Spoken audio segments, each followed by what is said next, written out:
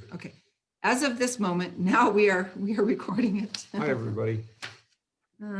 So, okay, All right. let's So get started. the real purpose of this is, as you know, Retake has, for the last 4 years, published lists of bills that we support, and we get those bills from allies like New Mexico Voices, Think New Mexico, New Energy Economy, all different Common Cause, et cetera, et cetera. And then we try our best to summarize those bills and coordinate on some fashion by doing alerts almost on a daily basis with summaries of bills and contact information for legislators. And in the past, we've had as many as 65 bills. We had made a decision to try and severely limit the number of bills and focus the advocacy. But even more importantly, our own conversation has been that we're not convinced that our legislators thoughtfully review our input the day of a bill's being brought to a committee or the floor. They may ask whoever answers the phones to give them a tally, pro and against, and that's maybe as much input as we're getting. And so we want to start much earlier and much more forcefully and in a much more focused way, and really trying to organize constituents of specific legislators to contact those legislators in early December. And if possible, I mean, if you think about it, if it was a normal year, many legislators have office hours just before the legislature begins, and constituents can create a meeting or an opportunity to have a conversation. So we want to do that by Zoom. And so what the strategy involves is trying to identify as many people as we can who will serve as something like a coordinator for a specific, and we're open to talking about this, but it occurred to me today that it gets confusing if you say we're going to have coordinators for Senate districts and House districts, because they overlap in odd ways. And it sort of seems like, based on past experience, we don't have too much trouble with the House. And so maybe what the focus could be, and it'd be a lot easier, is just let's organize around the Senate and say we want to have, we want to make sure that no more, what has happened historically has been that our bills have passed the House and then sat in some committee in the Senate. And so we want to try and get the word out earlier and have conversations, hopefully with multiple people from the same jurisdiction, same Senate district. So for example, if it is Liz Stefanik's, who probably won't need a lot of arm twisting, but let's just say we have one coordinator for that Senate district and 18 people that we've identified who are also in that district. We would try and get an invite. We would send a request for a Zoom with Senator Stefanik's. She would give us a time, and then, we're not going to do a doodle poll with constituents and with the senator. We'll just get a time and then schedule a Zoom and try and get multiple people, as many people as possible, who are actually constituents of that senator to discuss bills. You were going to say something. Yeah, I just want to add to that. I mean, you used Liz Stefanik's as an example. That's a good example of how we probably wouldn't have one coordinator for that Senate district, because that district spreads all the way from Santa Fe down to, gosh, I don't know how far down, almost to Ruidoso or something, I think, maybe just north of there. So, well, but the point there isn't that the coordinator is going to be, it's a logistical position. It's like just getting people together in the same room, Zoom room, not necessarily, being representative of this expanse of the districts. But and looks like we've got one hand raised. Do you want me to? Yeah. Alan Wagman, do you want to go ahead and? Yeah, if you're only focusing on the Senate, then this won't matter. And I'm gonna get off after this because I can't do anything that you're proposing. But I expect I will be working for the House Consumer and Public Affairs Committee.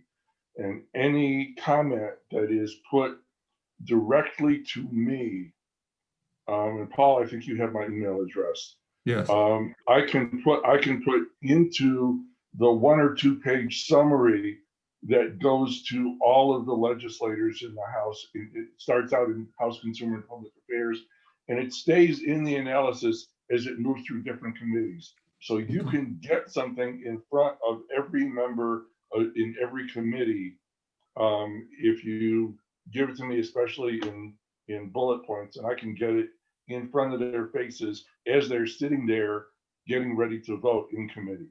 Okay, so I should mention also that that's something we have done in the past with our one-pagers, and we will do that again.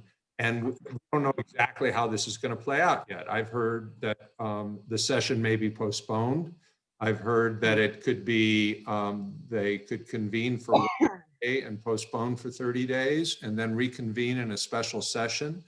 And if that happens, then all bills would have to be deemed germane by the governor, and we'd be operating as if it was a special session. I certainly hope that's not the case.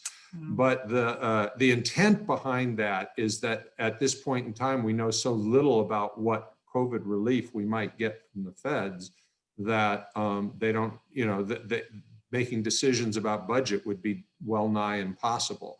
In speaking with the Voices for Children yesterday, they thought that what they might do is simply deal with all the bills in the first month that are not fiscal impact bills, and then deal with budget related bills in the second half of the session, and that might make more sense. But you know, this is obviously uncharted territory. But we will be sending one-pagers to all the legislators on all the bills so that that's part of the folder that like Alan's talking about. And we will encourage people, and we will send it out as part of an alert. It's not like we're not going to do advocacy on the day of bills being introduced. It's just we want to get ahead of the curve. And I see that Katie. Excuse me, Paul. They don't read your one-pagers. But they yeah, will they read the 3 bullet points that I isolate from your one-pager. Well, But the one-pager is not going to be in their notebook when they're sitting at the committee table. Well, they have been in the past because Paul would deliver them to the committee secretary the morning of the hearings. and we've seen them looking at But we can't them, do but that this year. And I've seen, I'm sorry to interrupt, but I have seen them not look very carefully at the much briefer stuff that we put in front of them. So be aware their attention is very scattered, even though you see them looking at them. Okay. Right, but you handle it however you wish, but I Okay. cannot do the lobbying you're talking about. So I'm going to get off. Use Okay. me or don't. I mean, that's Thank you, Alan. thank you. And I just wanted to clarify for everybody in response to that what we expect this year, since it's not going to be in person and we can't be passing out one-pagers or anything, we are going to make this information, these summaries or whatever we want to call them, bullet points, talking points, available on our website. And when we communicate with people, we'll link to those summaries when those bills, I mean, we're going to before the session, but also during the session. And then people can go and read those summaries and just pick 1 or 2 points, the 2 points that resonate with them the most. And when they talk to their legislator, whether it's by phone or by email, or if you manage to get a Zoom together, you can just pick and choose a couple of the points that you want to say. We don't expect anybody to put the whole page of information forward. So we'd like to field questions about just that strategy. And then at the end, we would like to, just invite people. We'll write back to everybody and say, are you interested in being a coordinator? And to clarify what that role would be is you would, get the bill list that we're developing. And it's it's not as if the awkward part of this is these are bills we've developed, and we've got people from Indivisible who may have bills. We have people from New Energy Economy, Adelante, Working Families Party, and they all have the bills that they really want to see pass. And we may not reflect all of those bills. And what we're advocating for now is, to the extent that you do embrace the bills that we identify, and most of you will, I mean, they're not, I mean, seriously, no surprises. Mm-hmm. But if you've got your own pet bills, by all means, incorporate those in whatever you do.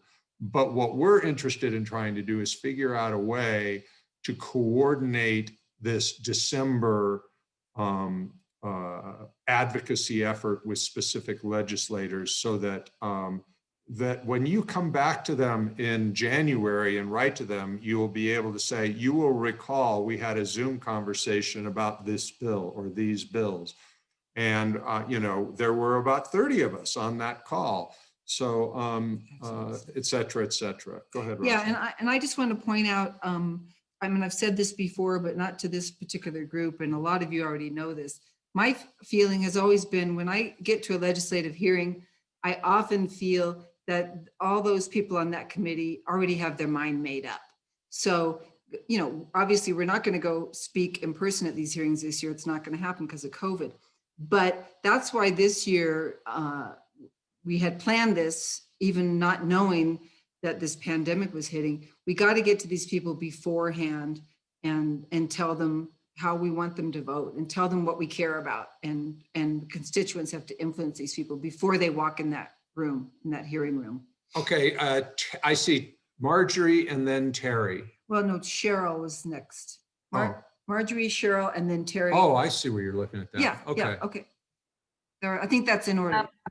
Okay, I just have a quick question, and that is, since many of the bills won't be written, specific bills won't be written at the time we're having these conversations, I think it would be really helpful to kind of group the topics, group ideas or things we want by topics. For example, Bobby Gonzalez sits on finance, or he has, and he's pretty conservative. And so it might be a really good thing to be able to talk about different topics that may come up in bills, and also to get some idea of what his positions have been before on those topics. And I don't know how that would happen. Maybe people who are more experienced have seen his votes or discussions about specific things. I'm thinking about taxes. I'm thinking about, you know, wanting to cut the budget rather than find new revenues, that kind of thing. Mm-hmm. So is that a possibility? Well, that would probably be the work of people who are constituents. And what we could do is try and identify the best way to get that information. I don't think it's that easy to get each person's voting record across a number of issues, but that would be something that I think that constituent team would manage. But we will organize the bills by kind of, you know, environmental, tax and revenue and things like that. But we've always done that. Right, and we're doing that now just for the very reason that you said, is the bills are not, there aren't any bills yet. And so, you know, but there are issues that we expect bills are going to come out of. So we're just trying to define those issues and summarize why legislation around that issue. You'll see that when we publish, we have like a paragraph roughly about each of the bills. And so it gives, you know, and it's issue. These are going to be bills. These are bills that are either written or are being written. We obviously just don't know the bill number and the bill title.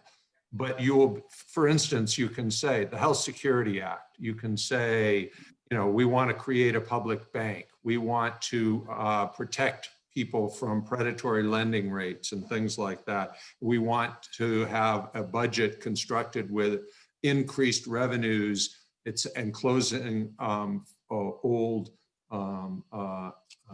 tax credits and so forth for corporations.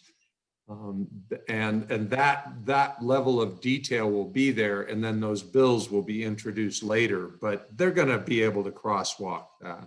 Okay, let's move on to Cheryl. Cheryl has her hand up. Cheryl Harris. Yes. Unmute yourself, Cheryl. Thank you.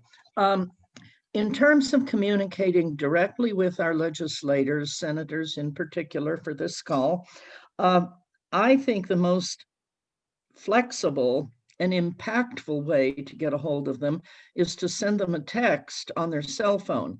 Everybody carries their cell phone with them 24 hours a day, and it's the most immediate way to reach somebody. So let's say there's a bill on cannabis coming up before a committee, and our advocates, our coordinator and that coordinator's team, maybe they have 10 people on the cannabis team, before the hearing have been in contact with this legislator, talked to him or her about the bill. Now it's coming before the committee. And if 10 people get on their phones and send a text to that legislator, they're going to get it. They're going to get it whether they're in the bathroom or the committee room or at home, and they're going to have it right in front of them. That would be another reason to pull our message to them down to fairly concise bullet points or 1-2 main points that we could get in a text. So I'd suggest we get their cell numbers for every legislator and that we communicate with them that way. Anyone who has if you can write to retakeresponse@gmail.com, and maybe Roxanne can type that into the chat over there, Yeah. and send us text cell phone numbers if you know them. It's not something that they distribute like gladly for just the reason you're saying, Cheryl. And so No, but I don't know if any of you know this. When somebody files to run for an elected position, they've got to file with their personal information, their home address, their personal phone. They can't have, dummy committees and everything. They file with their personal info. So if nothing else, you can usually get that info off of their filing for office whenever they did it. Oh, Okay. great. That's good to Okay. know. if there's anyone who would like to volunteer to gather that information for us, just put it in the chat. Or write to us at retakeresponse@gmail.com. Yeah, because that could take a little bit of time. Who's next? Looks Terry? like Terry Storch. Terry. Yeah, I'll make it quick. I think Marjorie actually asked my question, and that was along the lines of, is there a way to find out what the strengths and weaknesses are of the senator that some of us might be the sort of, lead person on, so that, you can fine tune how you address them on particular bills, and also how you inform the constituents who you gather into the Zoom meeting. So I think that was kind of what Marjorie was looking for as well. And There's so some of that. Oh, I'm sorry. Go ahead. yeah, if you could, if also you could supply the people who are going to be heading up these senators, the names and contacts of some people who might be relatively knowledgeable about that. That would be helpful. And I guess a very unrelated question is, are you planning on doing this? I like the arrangement. I think it is interesting. Are you planning on trying to hit Republican senators as well with this? Probably not. I haven't seen too many of them cross the aisle on too many things. It does happen. Rebecca Dow votes for individual development accounts and stuff like that. But it's, I don't want to spread us too thin. We also don't have like a plethora of folks on our list anyway from Republican districts. Next time. Okay, and so we've got some people saying they're going to compile cell numbers, which is great. Thank you for that. Twitter is important too, particularly during the session. And neither Paul nor I has ever really had the bandwidth to, be on Twitter. I mean, it's so time consuming, because if you're really going to make good use of it, you have to be on always and constantly responding, and we just have too much going on, so. Roxanne's afraid of what would happen if I started getting into Twitter, and with good reason. I guess we're up to Jeff Selesky. Jeff? I'm trying to, okay, I'm unmuted. Thank you. So the question I have, Paul, I actually did it in the chat. I asked you the question, but obviously you guys aren't going to be able to, is whether you have a way to connect those that, and I know there's been thousands of us over time, over 4 years or whatever, that have been involved in some manner, shape, or form with retake, and whether or not we can distill out what Senate districts they're in. And my point is, when I look at the coordinator role, it would be great to have names of people that in fact are in my district, have the same senator, is a real good way to jumpstart this whole thing. I frankly don't know that many people. I mean, I go around my neighborhood and so forth, but anyway, I'm wondering if that data is possible to identify. Roxanne's gonna. Right, so what we plan to do is, we do have maybe 1,500 people in a database, and we've got other lists where we can provide you with names and emails of people in Senate districts.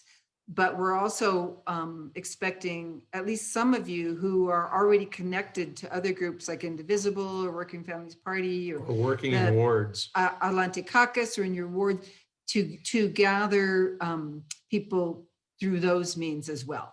And also we have a far larger number who are on our blog, and I think probably Tuesday morning's blog will have, here's our bills, and this is what we're doing to try and organize in December. And the first thing we need are names of people who are willing to help coordinate in their Senate district. But we also need to know people who are willing to be part of this process and your Senate district. And then we'll have a link to the site where you can click on it. We asked that when we did a survey like 3 years ago, and so many people would, when they put their House district, would put 1, 2, or 3, depending on their congressional district. People just didn't know, even though we gave them a link to do it. So we're going to try and do the best we can to at least gather some people who we know their districts, and we'll be asking for others to give us that information as well. And then we'll send that out to people who offer to be coordinators. Jeff, you were asking. I'm sorry, another piece of the question regarding your coordinator and the way you're conceptualized is, with the coordinator, for instance, if I say I want to be coordinator, I contact Brenda McKenna. Is it on one issue that I would represent my, or represent, the same group of people that have my senator for one particular bill, or is that for all the bills that we're identifying as priorities? The hope would be that you would maybe, email as an attachment, say, these are bills that Retake has developed and that we all support, or that we support, and then you might have a caveat in there in terms of your group may have some other priority. And then you would also say, when you do the Zoom with him, with Brenda, presuming she does this, then you would focus on the bills that were most important to the group that is doing the advocacy. We're trying to focus this without sort of trying to be like, these are the bills everybody should support, but we want to give something out there to people so that they have something to review and trust. We have been in ongoing communication with advocacy and CBOs throughout the state for weeks and weeks and weeks. And that's why we even have bill concepts that are thought to be introduced, so or planning to be introduced. So it's not our bills. Yeah, even though I always refer to it that way. Our list. And then get elbowed Bills. for Yeah. doing so. Who's next? So wait, did Marjorie, did you have something again? Yeah. Yeah, just a quick follow-up. It just occurred to me that the people who might know best about specific issues where our legislator or senator stands would be the people who have been lobbying and working on these issues for years. So does retake, I mean, do you have contacts with those people and maybe they could identify on specific topics, you know, who they know are in support or who is a problem, you know, then we're not starting, we don't have to talk about everything. We just know this is where we need to work on our senator. To the degree to which we can do that between, I mean, we've had those conversations. We know there are certain people. We know that Mimi Stewart does not support permanent fund for early childhood. We know some legislators who do not support Health Security Act or are skeptical. So that information is important. But, you know, the other thing we want to do, and this is why it's important to do this in December, is when they meet as a caucus, we want you will want your legislator to be an advocate in the caucus for bills and to and especially when it comes to tax and revenue and health security and a few of these really important bills. And what we have done is we said we wanted to narrow the focus. So we're down to about 15 bills that we have identified as being real high priority, but we're probably going to segment that even more to like, this is the big 5 or something like that, right, because some of them are of such immense importance and have so much potential for really addressing unmet needs in people throughout the state that we just think they need to be elevated. Right. So we can probably try to gather some of that information in terms of how that legislator stands on any given issue. We can try to do that. But also I would just clarify that we don't want to only contact senators or other legislators who may be against the issue. I mean, I think you still want to connect with your senators who are for it, you know, and so that they'll know they have, you know, a lot of support, that you've got their back. And so maybe they can be even more enthusiastic about it when they're in committee or in the caucus talking about it. Mm-hmm. Okay, it looks like Francis is next. Hi, Francis. You got how's everybody? Guys, hush. So sorry, not to you guys, my dogs are acting crazy here. Daisy and Duke, hold on. Anyway, I just wanted to introduce myself. I don't know a lot of you. My name is Francis Gonzalez, and I'm also the vice chair of the Grant County Democratic Party, as well as the CD2 Adelante Progressive Caucus chair. So one of the things that I wanted to do is I do know a lot, hush puppies, a lot about CD2. Sorry, my phone, everything's exploding. Anyhow, so one of the things that's really important is that CD 1, 2, and 3 of us CD chairs from Adelante Caucus are really interested in pushing the state bank. So that's one thing that we've been talking about. We're going to be trying to put a forum kind of meeting. We're still trying to figure out exactly what we want it to look like. But I wanted to bring it before this body so you guys would kind of know that we're on board with you guys on that. Also, because CD2, you know, we have a lot of rural as well as we have some urban as well because of Las Cruces and Doña Ana, but the rest of us are pretty rural. The Health Security Act, I am sorry. Hello?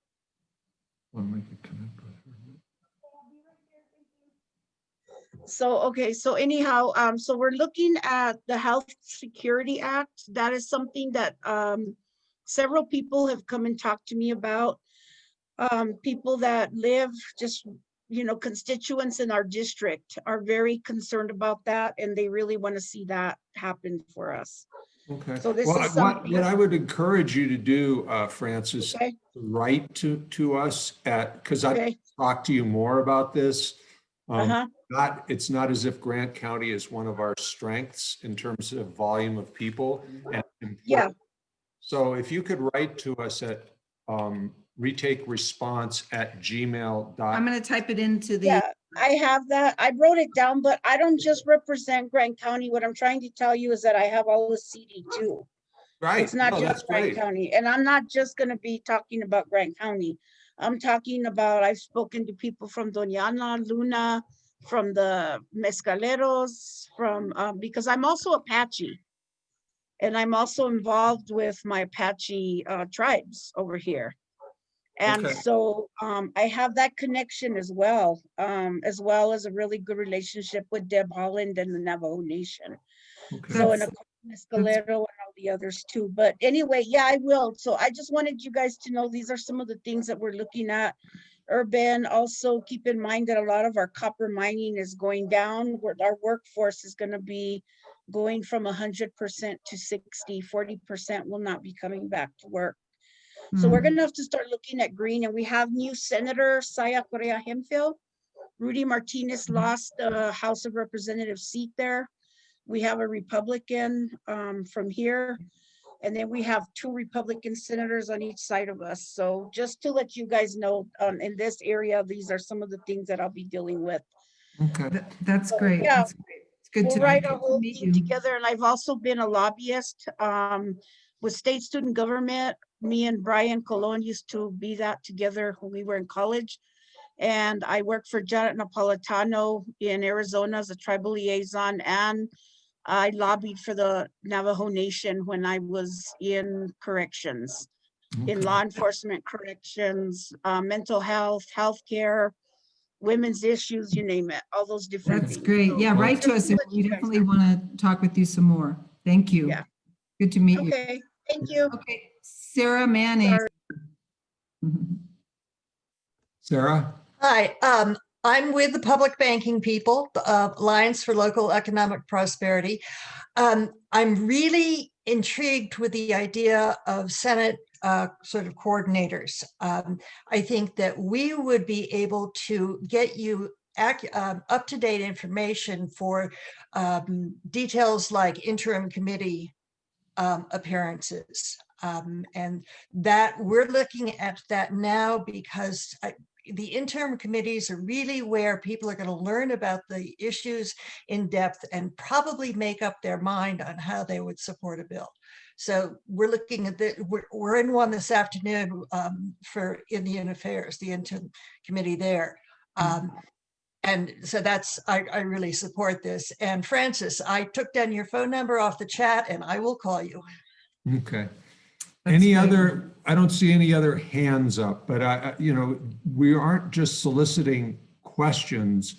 We want input. Does this make sense to you? Does this seem like an effective way to kind of focus and intensify our and target our advocacy? Maybe by thumbs up or, like shaking your head like you must be nuts. I mean, people must be intrigued or they would have gotten off the call. Yeah, so I just wanted to comment. Yeah, we're getting some thumbs up, some actual thumbs and some little iconic thumbs. We are going to continue to do, for those of you who have been connected with us or getting our legislative alerts in past sessions, we are going to continue to do that this year. We're trying to get a head start, but we are going to be, if you decide to be a coordinator, or even if you don't, we are going to be sending out, bill summaries and encouraging you to contact your legislators. If you decide to be a coordinator, then you would share that with all the people that you gather in your Senate district. And we're going to continue to do that throughout the session. So that is the support that we would provide you. And I suppose maybe a couple times a month, we could do a Zoom call with the people who have decided to be coordinators. And of course, you can email us anytime if you have questions or issues that are coming up. So we're not just gonna say, go do this, bye, good luck.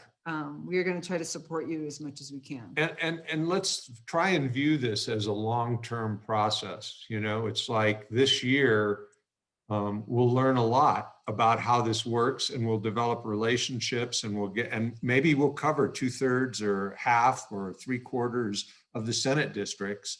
And in some, we'll have like scores of people. I would imagine with Senator Worth, we're going to have a whole lot of people because Santa Fe was where we started, but also in Albuquerque.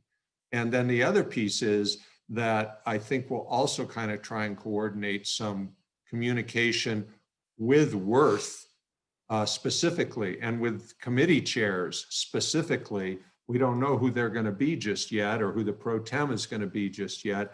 And we may reach out to all these people, all of you, about trying to have some influence on the pro tem selection. That's going to be made on the 21st of November, so there's not much time. And we've been having a lot of conversations with people about this, and there's some concern that any effort on our part, like from an organization like Retake, Adelante, Working Families Party, even Indivisible, may be viewed as, excuse me, this is our terrain, making decisions about the pro tem, and we're not real interested in having our mailboxes deluged with people who are telling us who to vote for that. We're working on some different kind of messaging around that, because while I can see their point, sort of, there's also a point that pretty much, I would guess, everybody on this call devoted a crap load of time and energy to fixing the Senate, because we were tired of seeing those bills die in committees. And this pro tem decision is the most important decision that will be made in the entire session, because we live with it for 4 years. And if we wind up with, I'm just going to throw it out there, Jacob Candelario or Ivy Soto as this finance chair, and we're going to be facing a world of hurt for a while. So we want to have some input into that. And so I was just going to mention, there's a lot of conversation going on in the chat. So if you're not following chat, you might want to tune into that. If you click on it, it'll open up on the right side of your screen, so you can still keep everybody else on the screen. People talking to each other. And so I just want to make sure people are following that. You can write to everyone, or you can write to individuals privately, however you want to do that. Terry's got her hand up. Oh, okay. Yeah, Terry, and then Sandra. And then I'll make this real quick. I would still like to see Retake continue to do the general call outs during the legislation session on bills. I got started on that with Paul and Laura Stokes and PDA, and love what they do as well. And I think that there's a great benefit to having something that people like me, like a ward chair, can send out in a newsletter, a link, go to this, sign up for the actions. That way you get a much larger group of people involved, versus if you just stuck to this, it's only going to be the people I talk to or someone else talks to. Right. Yeah. It needs to be very, very publicly available. And I'm wondering if Paul or Laura could just speak for half a second, if they've got a sense of how many people, since their gig has been around longer than Retake's, how many people you think sign up and do it every session? What is the volume of people who are writing to their representatives through your work? Why don't we let Paul answer that, and then we'll go to Sandra. Hi, Terry, thanks for the shout out. Let's see, the question was, how many folks do you reach? Paul's got to stick together. so our system, we use Constant Contact for managing how we do these action alerts. Their system requires everyone who gets an action alert has to have agreed that, yeah, they want to get those messages. Yes, So- same with ours. So we essentially include just the people who are signed up with PDA, rather than being able to broadcast out to a larger audience. And that's about 600 people. But then you also don't know who's sharing it with others, right? Because that's what happens to us. We have people possible too. sharing it and it really grows exponentially. Yeah, great. That's great. And the same goes with our system with WordPress. They have to subscribe. It's not like we can just add people. Nation builder. And Nation Builder. Yeah, yeah. Okay, Sandra. Hi, thanks. This is a great meeting. Thanks for putting this on. I've got a couple of things. First of all, certainly reach out to Indivisible Nob Hill because we can also help to amplify that message. And I know that that's something that will be a pretty easy lift for us to do. I'm wondering about the senators who are sponsoring these bills. Would they be a good resource for finding allies that we could bring in and do some of this work with? And then the other thing is, I'm wondering, is there a counterpart on the Senate side to what Alan is doing on the House side that we can get those bullet points in front of the senators when they're looking at things? And then the third thing is, excuse my language, tough shit if they don't want our input on the Senate Pro Tem. Well, the thing is we don't want it. This is the thing. And I see a lot of people, clapping with that. What we do, candidly, we're hoping that Jerry Ortiz-Pino winds up being the pro tem. And I think a lot of people out there feel the same way. We don't want to have our input be counterproductive for Jerry, where people are resenting this and therefore go, oh, if he's so strongly aligned with the progressives, maybe we don't want him. And so that's the reason why we want to try and be nuanced in how we do this. Okay, so We got Bruce. You're up. You got to mute yourself, Unmute. Bruce. You got to unmute there you yourself. go. He's doing, nope, there you go. Okay, so you answered half my question. Who are you supporting, Jerry? But who's his major competition? Well, what's the field look like, or you don't have a? Mimi, Daniel Ivy Soto, Pete Campos has officially running, but the thinking is that he's just doing that so that he can throw his support, and he's angling for Senate Finance Chair. Linda Lopez. And Linda Lopez. So there's 4 or 5. Those are the people we know. Uh-huh. And you don't have a sense of who has an advantage or anything? I think Jerry has the most votes right now, but the problem is he could win in the caucus vote on the 21st, and then 6 Democrats could cross the aisle and join Republicans, and when the vote comes, they could advance Ivy Soto or whoever. And so that's one of our concerns. We would have liked to have picked up another Senate seat. It would have been nice to have had Pam in the room instead of a Republican on that vote.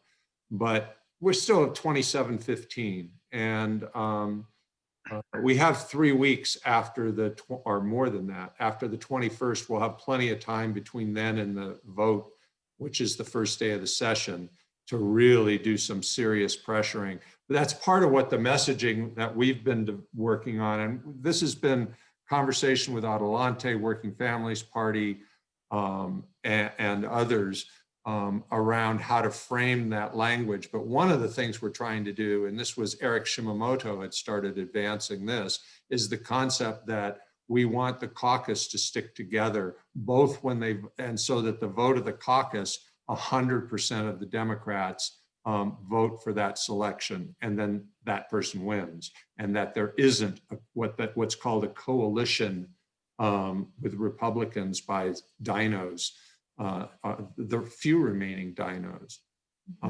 But it's the last 20 years, that's been how the pro tem has been selected.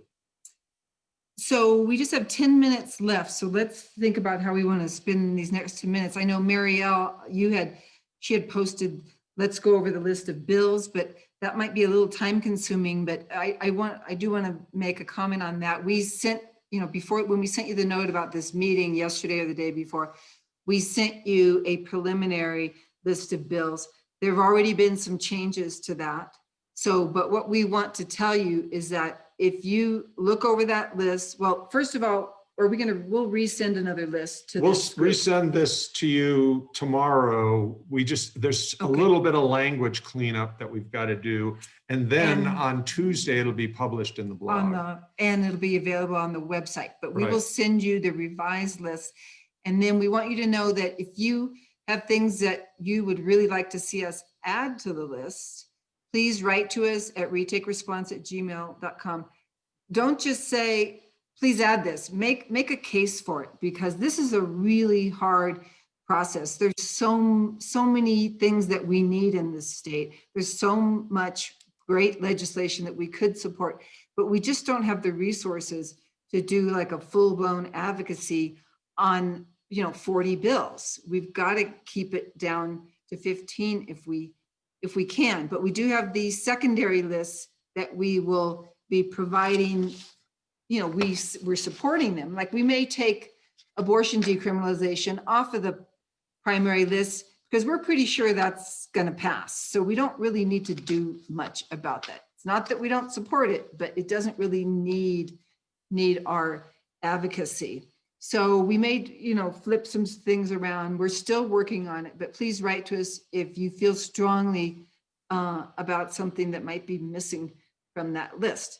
And then, of course, we can only know when bills are introduced. Sometimes something will come up that we didn't expect that is going to be really important. So it's possible that we'd have to add things as late as January.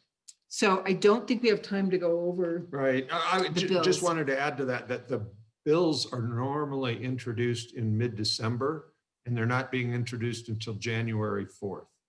So that's going to just mean it's all the more important that we do this groundwork before we have bill numbers. Yeah. And so, Yeah, and- we know what the issues are. We don't know the bills yet, but we can still advocate for those issues. And the other thing I would say is some people aren't that interested in the advocacy end. Some people are interested in the screening of bills and the review of bills and then the summarizing bills. We're going to be deluged January 4th, assuming nothing changes. And so if that's something you're interested in doing, in the past, we've had large teams doing that. And we have found that last year we did it with a small team, and that was actually easier. And so we don't need dozens of people to do this, but if we had 5 or 6 people who agreed to divvy up the responsibility of scanning the bills as they're introduced, that would be a tremendous use, tremendously helpful. And I saw Christy shaking her head heavily. No, and I about- saw your note, Christy. I totally agree with you. And it's not that we're taking it off the list. It's just, I don't know, I have those exact same thoughts. So we're not sure exactly what the final list is going to be. In fact, it's never a final list. It's always a work in progress. So yeah, send us your thoughts about either the bills that are on the list, if you have comments about them, or something that you would like us to add, and we'll consider that. And so let us know if you want to do bill monitor, review, and research. And then if you're aware, one of the bill's concepts that it was probably the first one we identified outside of Health Security Act and public banking, is for an infrastructure bill for rural and tribal New Mexico. And we're aware of a bill that Michael Padilla and Shannon Pinto are advancing, but that has no money in it. And it's focused exclusively on telecommunications. And it's just setting up an agency to coordinate that. If anyone is aware of a substantive infrastructure bill, if COVID hasn't taught us anything, it's taught us that you have to have running water, and you have to have electricity, and you have to have telecommunications. You have to have all of that. I mean, we all take that for granted.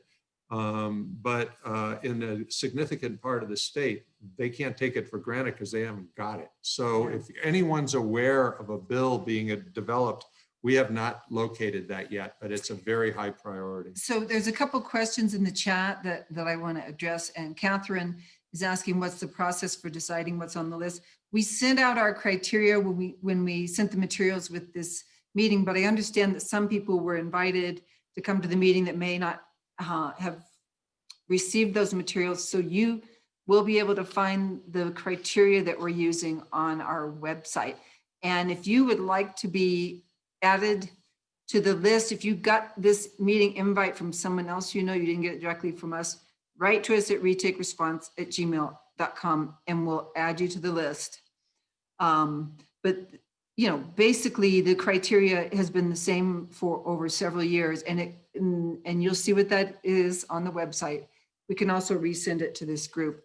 But Carl Horak is also, this is a related question about the concept of triage. Have bills been identified that are not going to make it no matter how strong our advocacy? That is one of the criteria. If we have learned from allies that, it goes both ways, that no way or from legislators, sometimes we learn this bill is going to be dead, when it hits the floor. There's no chance that it's going to happen.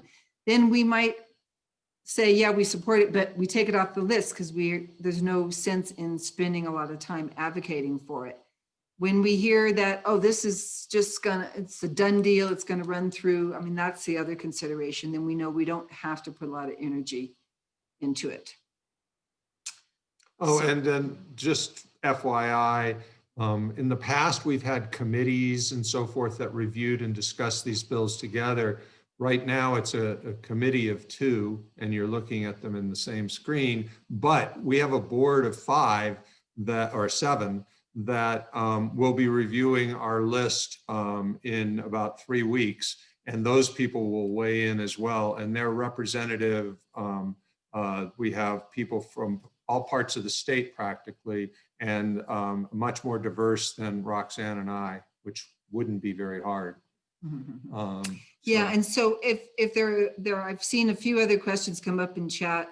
We're not going to have time to answer them today, so I just keep repeating this. Email us and we'll answer your questions if we can. And then this call is being recorded. And then what about the chat? I think we can download the chat and attach it, and when we email you, we can include that. But I pity the poor person that has to read it, because it's about 20 pages. So I was going to say 20 or 30 pages, but there may be things that came up in chat that you're particularly interested. You'll just have to scan through those pages and find it. That's the only way we can do that. Any other comments or Comments questions? or questions? Why? Nice comments. Thank you. We really do appreciate all of you very, very, very much, and trust that we do our very best to be as inclusive as possible in getting input from a diverse array of partners and allies. But at the end of the day, somebody's got to kind of start to whittle the list and so forth and focus the effort. And thank you all for joining us on a Friday afternoon. I hope you enjoy the rest of the evening, and we'll stay in touch. And I hope we get buried in people who want to be coordinators, because that's the linchpin that we need. Thank you very much, everybody. Thanks, everybody. Bye-bye. Bye. Have a good weekend. Good weekend. Oh, nice seeing all the hands wave.